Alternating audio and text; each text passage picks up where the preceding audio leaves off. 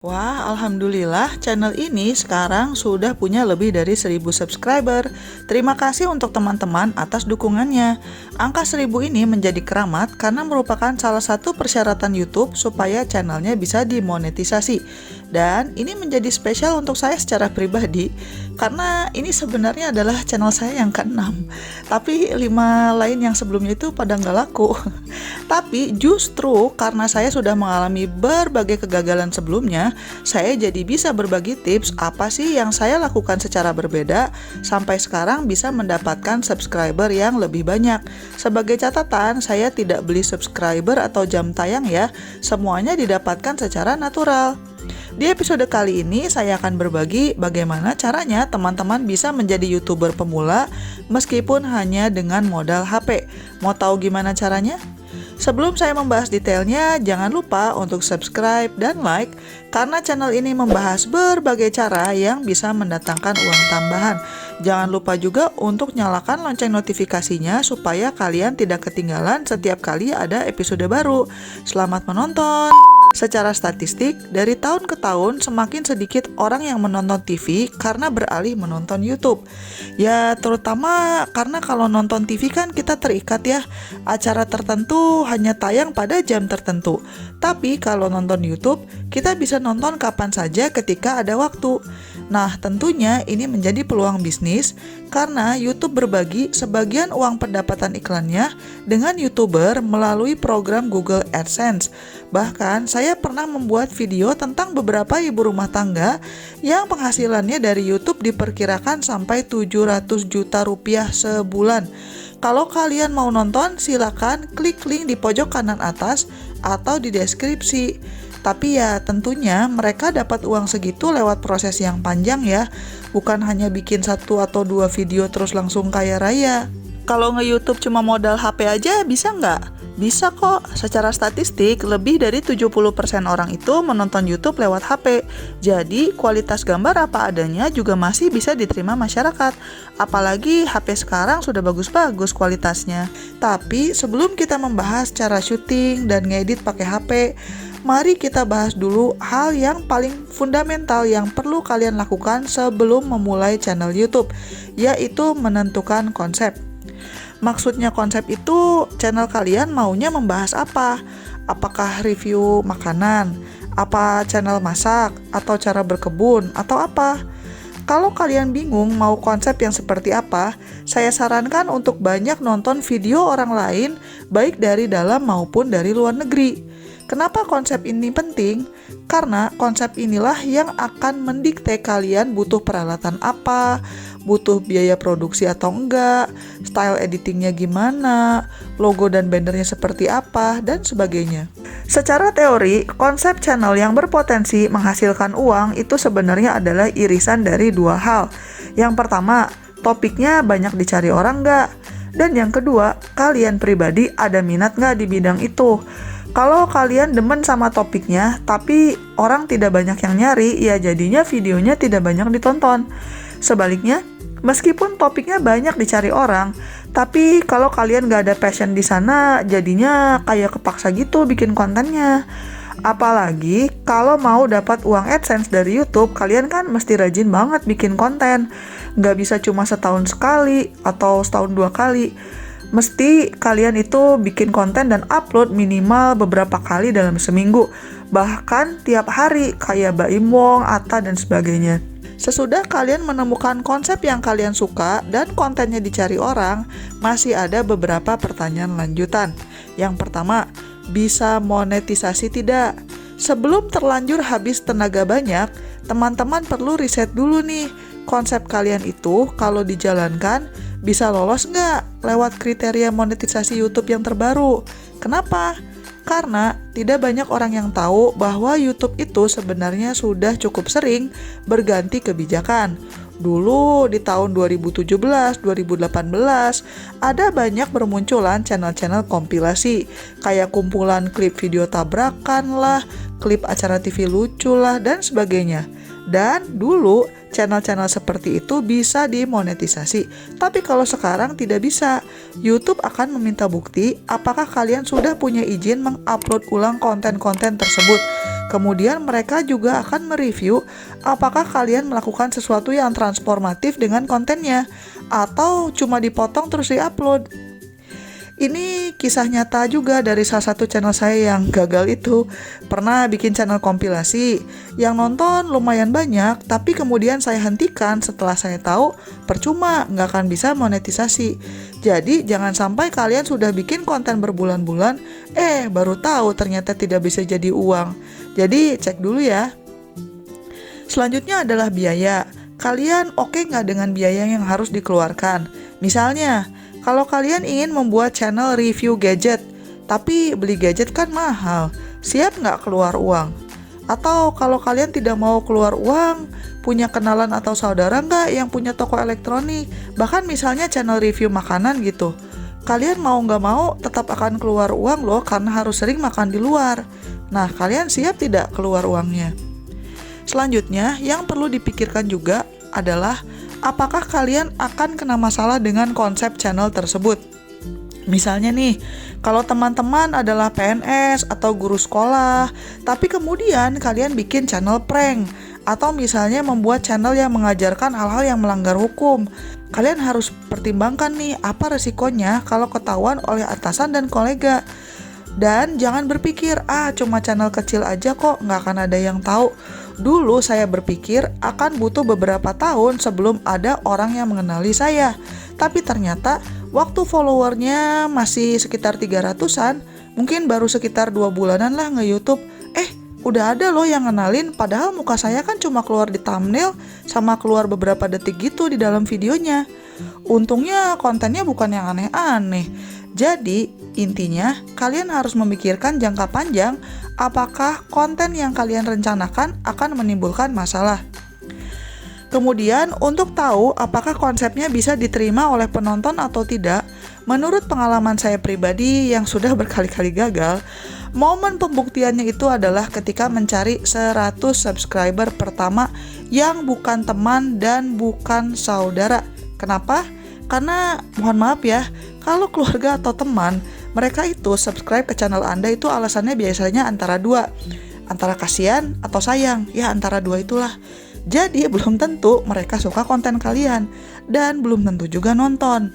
Kalau dalam 3-4 bulan kalian bahkan tidak bisa mendapatkan 100 orang, bukan 1000 ya, 100. Berarti mesti ditinjau ulang konsep dan eksekusinya apakah sudah cukup baik. Misalnya, apa konsepnya terlalu spesifik dan tidak banyak dicari orang? Atau kalau kalian merasa konsepnya sudah bagus, maka yang harus dilihat apa nih yang perlu diperbaiki dalam pelaksanaannya.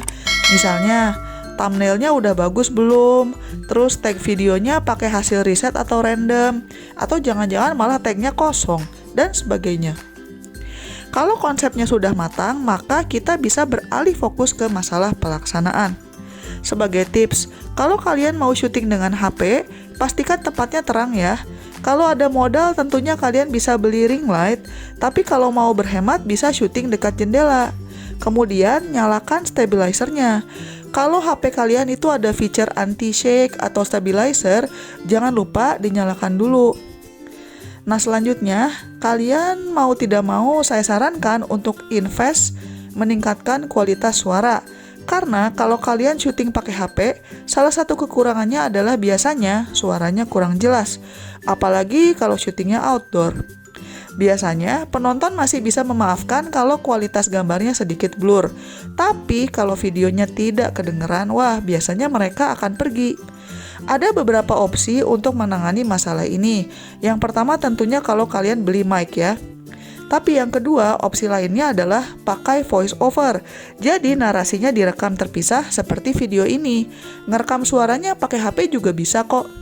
Yang ketiga, pakai teks atau subtitle. Jadi meskipun tidak terdengar jelas, tapi at least penontonnya masih bisa baca untuk mengerti alur cerita videonya. Ambil gambar dari berbagai angle, close up, dari dekat, dari jauh, dan sebagainya. Jadinya meskipun syutingnya pakai HP, tapi hasilnya tetap menarik karena banyak variasi dalam videonya. Kemudian yang cukup straightforward, tapi kadang-kadang orang lupa ya. Pastikan cukup baterai dan memori sebelum syuting. Jangan sampai kalian sudah repot-repot persiapan, sudah pergi ke tempat khusus, syutingnya gagal karena memorinya penuh. Untuk editing, sebenarnya yang lebih ideal adalah pakai laptop atau PC ya, karena proses edit itu sebenarnya sangat rumit dan cukup menyita waktu dibandingkan dengan syutingnya itu sendiri. Tapi kalau kalian memang adanya HP, tetap bisa kok edit dengan menggunakan aplikasi, salah satunya namanya KineMaster. Ini bisa digunakan baik di iPhone maupun di Android.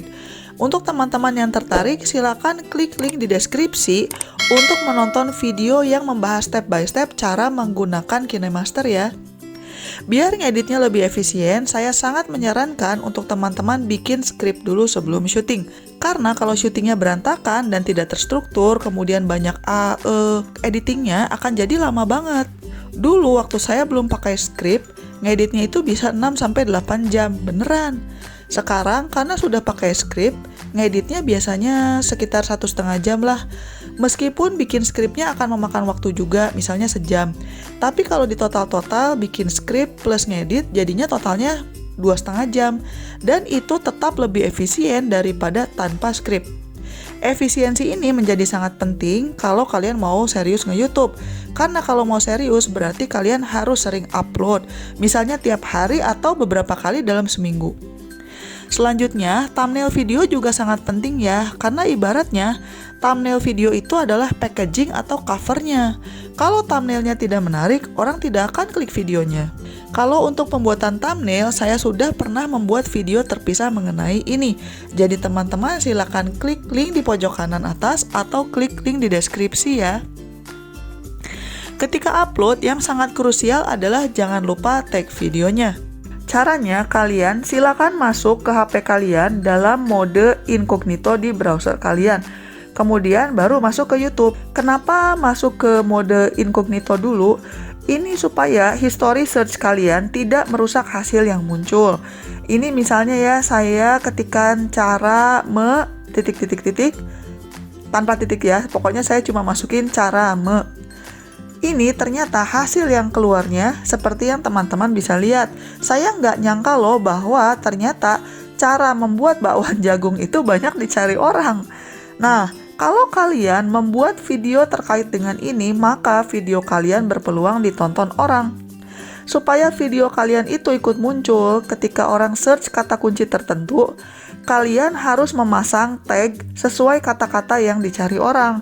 Misalnya ya, dari hasil research kita yang barusan, cara membuat bakwan jagung itu ternyata banyak dicari orang. Maka kita tinggal cari lagi tambahan kata kunci apa yang terkait dengan bakwan jagung. Misalnya nih saya search bakwan ya. Nah, teman-teman bisa lihat sendiri di sini kata-kata kunci lain yang terkait dengan bakwan jagung.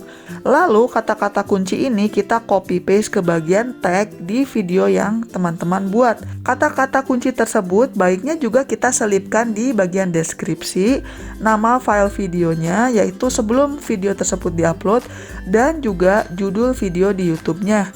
Dengan cara begini, konten kalian bisa ditemukan orang yang mencari hal-hal yang terkait dengan bakwan jagung. Ya tentunya ini hanya contoh ya teman-teman. Kalian tidak perlu beneran bikin video tentang bakwan jagung. Teori ini bisa diterapkan untuk berbagai niche. Saya hanya mencontohkan bagaimana step-stepnya. Nah sekarang pertanyaannya, berapa lama sih untuk dapat 1000 subscriber kalau tanpa beli? Pengalaman saya pribadi, di 1,5 bulan pertama saya dapat 100 subscriber. Kemudian di 2 bulan berikutnya saya dapat 900 subscriber.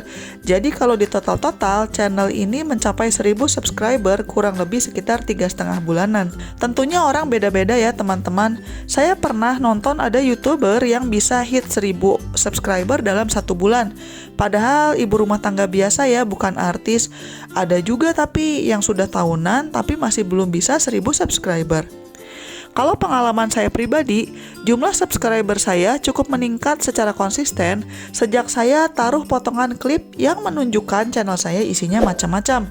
Kalau kalian sering nonton video saya, tahulah yang mana yang biasanya saya suka taruh di depan dan di belakang. Jadinya, tanpa menunggu penonton kepo saya punya video apa saja, saya sudah dengan proaktif menunjukkan channel saya isinya apa aja. Berilah penonton alasan untuk subscribe ke channel kalian. Kalau kata beberapa konten kreator yang lebih senior, untuk dapat uang yang cukup signifikan itu bisa sampai 1-2 tahun. Karena YouTube itu adalah cara mencari uang yang sifatnya jangka panjang. Kalau kalian mau dapat uang dengan lebih cepat, silakan mampir ke channel saya karena di sana ada banyak sekali tips-tips untuk mencari uang tambahan. Sekali lagi, terima kasih ya untuk yang sudah nonton video-video saya dan terutama terima kasih juga untuk yang sudah subscribe. Mudah-mudahan konten saya bisa membawa manfaat untuk teman-teman. Sekian dulu episode kali ini dan selamat mencari uang tambahan. Bye-bye!